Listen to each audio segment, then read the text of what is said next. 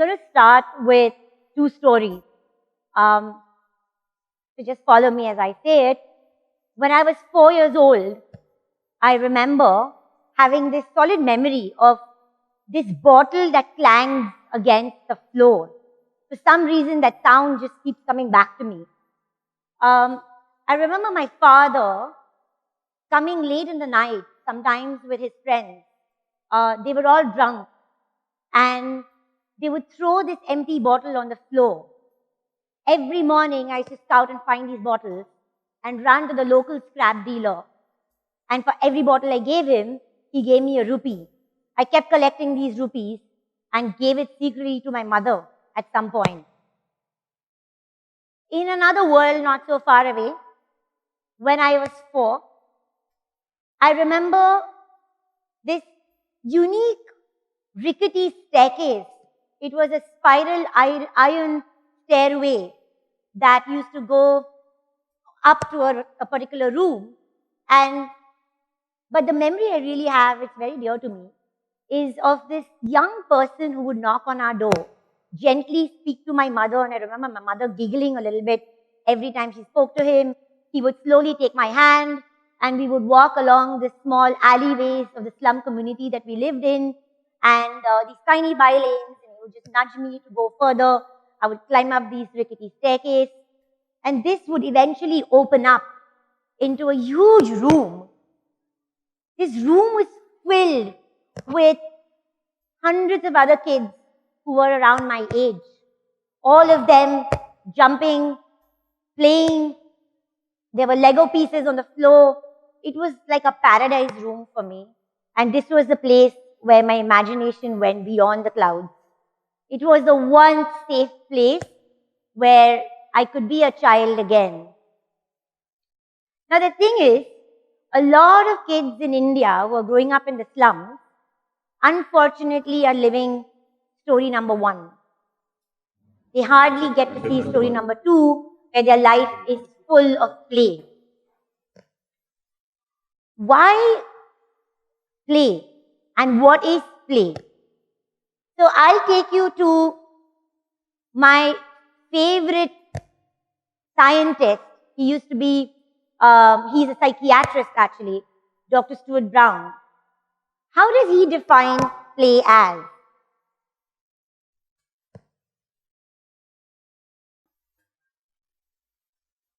What is play, right? So I'm just going to quickly run you through this and then give you context of what and why I started this organization. Apparently, play is purposeless. There's no real agenda, right? I mean, I'm assuming everybody here has played, enjoys playing. There is no real core agenda, which is why it's considered sometimes to be super frivolous. It's essentially voluntary. Nobody's asking you to play. Nobody tells you, hey, go and play. This is what you need to do. There's no like a real timetable to play. It's essentially inherent. There's an inherent attraction, which essentially means that you feel good when you play. You're winning, you're losing, you're negotiating. It's a game of Monopoly, for example. You're arguing with your team members or the group that you're playing with. There's a whole lot of excitement that happens when you're playing. There's freedom from time, clearly. I don't know how many of you experienced this when you were little, but every time you went down to play and your mom or your dad would call you, or one of your guardians would just call you, come back, now it's time to study, come for dinner. And you never wanted to go back because it was so engaging and you never knew where the time went.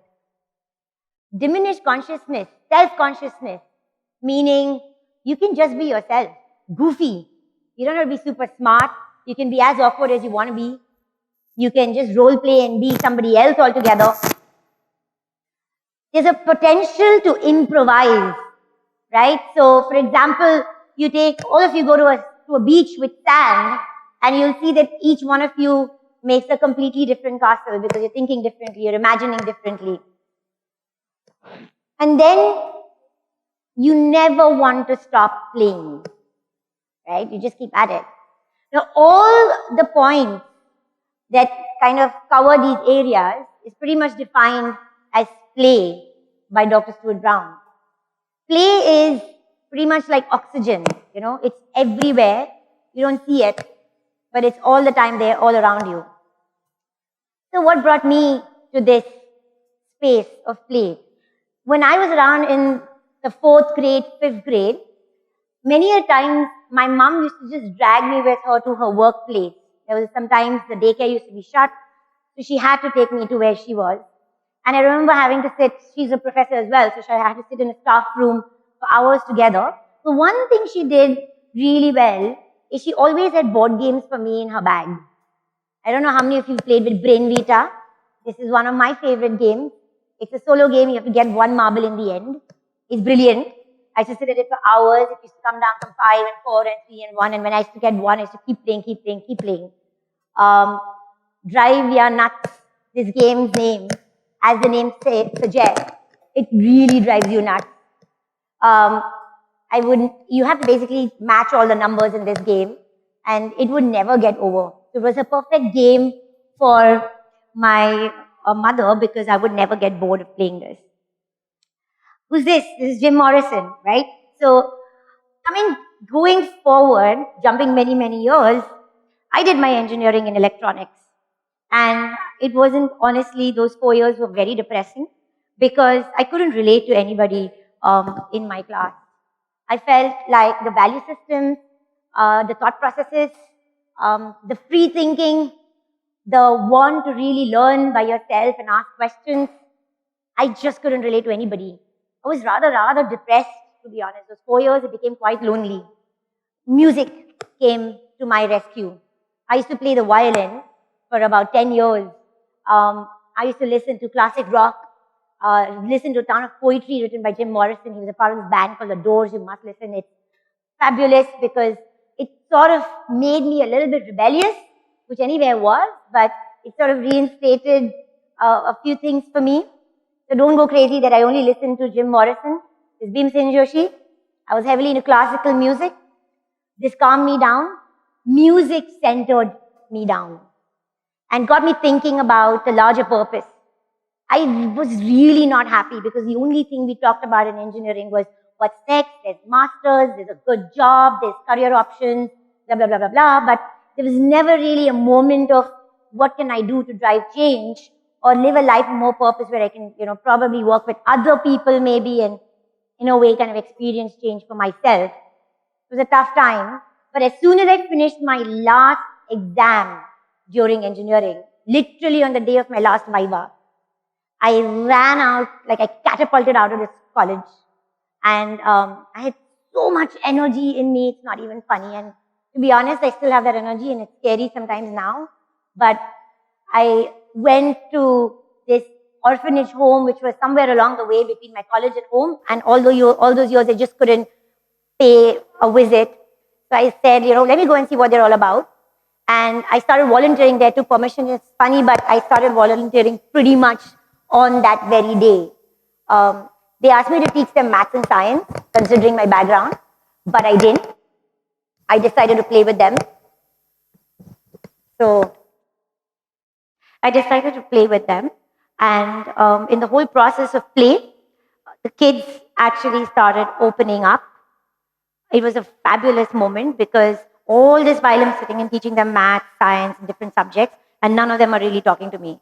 And I'm wondering, why are they not even asking me who I am? And I was all of 21, so I was pretty selfish myself because I wanted to feel like I was doing something. It was a very, very selfish thought. But through play, these kids actually opened up, told me why they were here in Bombay, why they had run away from their homes. They actually got into a train and just decided to come to Bombay and become Salman Khan, literally so, because that was their aspiration. They thought they'll make a ton of money and they'll finally get out of poverty. And they were 7, 8, 9, 10-year-old boys with all of these aspirations. That really got me thinking that through play, how these kids were opening up. I decided to continuously be at it. We organized a collection drive. I spoke to a whole lot of my friends. And we sent out emails and really so, it was one of those things that you just did without any thought. There was lots of experiences that happened along the way, which taught me a lot of valuable lessons in life. We essentially started in those years, the first 5 years, I didn't register this. I took up a full-time job. I was in the corporate sector. One of the jobs I did, in fact, was a 6-day week. It was really tough because then I had only one day to really pay attention to Toy Bank. But we did it. Eventually, Toy Bank spread across 6 other cities. I didn't even realize how this happened, but just the power of volunteering, just like Swamiji just said, it really caught on, and a lot of people wanted to get involved and interact with these kids using play. A lot of the time, many people told me, what is this thing you're doing? It's, get serious. Pick up something that is more serious. Get into food. There's people like malnourished. Get into education. What is this whole thing about play? And that was really annoying because I could see this magic in these kids. They sparked up. They were 100% themselves when they were playing. So I just didn't listen to anybody. I just went with it, kept going to rural India, read about, oh, by the way, this is Frederick Douglass. He was a social reformer back in 1818. He came out of this whole slavery, and he taught himself to learn and read and write. And he said this, it's easier to build strong children than to repair broken men. This stuck with me because this is what we were doing through play. We were making these kids intelligent or smart or, all of those things, but we were making them kinder, happier. They were feeling well adjusted to society, loved. Eventually, as people just kept saying, it's not serious, this doesn't make any sense, the more they said it, the more I was in it. So I didn't give up. There was a ton of outcomes that came about. These are very powerful outcomes, guys. There's an 87% increase in problem-solving abilities when you're playing construction games. There's about a 34% increase in early development in children. And we know in a country like ours, like early childhood development really needs a lot of attention. If you devote an hour of play, just an hour of play every week, we've seen there's an 88% rise in creativity. And this is not about being rich, poor, or wherever disadvantaged or at risk. This is for all kids in general. There was this huge experiment that was done by World Bank for children in Jamaica. And there were kids who were these are kids who get into drugs really easy over there. So a lot of scientists got involved to see how do we make sure that these kids make better life choices. And what happened? They used play, and this I'm talking about in 1980s. And so came about conscious play. And that's what we're all about at Toy Bank. We set up highly curated play centers for the kids that we work with. It's not arbitrary that you just give a game, you feel good, you spread a smile, and oh wow, I've just done it. Now it's gone way beyond that. We as an organization now essentially work on behavioral changes. We've seen there are tons of behavioral gaps in these kids. A lot of these kids come from very severe, bad life experiences, from remand homes. They've been inside, born and brought up in a situation like it's a jail because maybe their parents are over there. They've not seen the world outside. It's not the fault of the child. It's not the fault of the child if he or she is out there. So Toy Bank consciously takes out structured and unstructured play and what we call as mindfulness for these kids through play. And this enduring value that we call, that sustains these kids, that makes them want to do more, feel more, live a life of purpose themselves, not feel sorry for themselves, but feel excited enough to get up and act, to get up and do something. Not just them, it's us. Who got impacted? All of us. The kids anyway are receiving all of these things and they feel really inspired and motivated. But in turn, a whole lot of people who joined this brigade, volunteers from all walks of life, have become a part and become toy bankers. And all across, spreading the power of play in the lives of all of these kids. Now, the one thing I keep saying is, what did I do?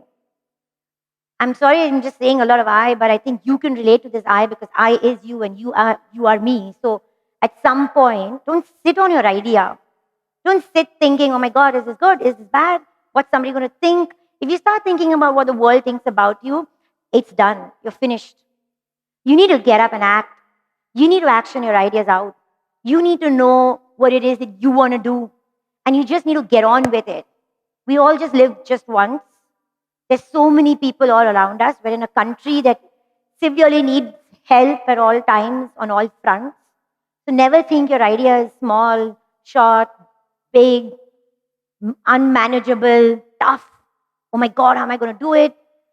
Focus on what do you want to do? The how will figure out and by itself. You need to understand what's really important for you. And this is how I have led my life. I've been doing this for the last 15 years. 50,000 kids that we've impacted are growing up with story number 2. And it's a very proud feeling because that many more kids will have better life choices. That many more kids will not become negative elements in the society, will be kinder husbands, kinder wives, better professionals out there in the world. That many kids, the universe of so many kids has just gotten better and better. They become kinder. So never underestimate yourself. We have a long way to go at Toy Bank. It's an organization that's constantly growing. The government has finally taken play on board and is making play as a part of the school curriculums, and they've collaborated with us, and we've just gone ahead and said, yes, we'll do it. We don't know how, but we will do it. There's no doubt about it. So that's one thing I really want to leave you all with is get up and act. Don't think too much. Thank you.